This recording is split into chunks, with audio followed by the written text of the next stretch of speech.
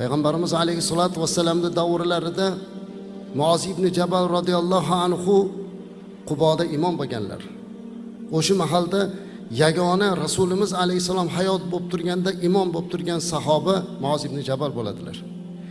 U zot payg'ambarimiz alayhissalom Masjid Nabaviyda turgan bo'lsalar, Muoz ibn Jabal Quboda imomlik qilib berganlar.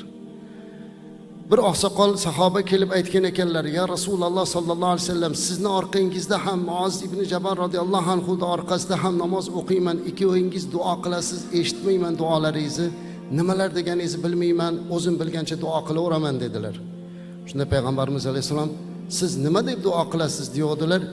"Men duo qilaman, ya Rabbi, men sendan jannatingni so'rayman va a'udhu bika minan nar, do'zaxingdan panoh so'rayman deb duo qilaman" deydilar. Payg'ambarimiz alayhissalom: "Men ham Muoz ham mana shu duoni atrofidamiz" dedilar.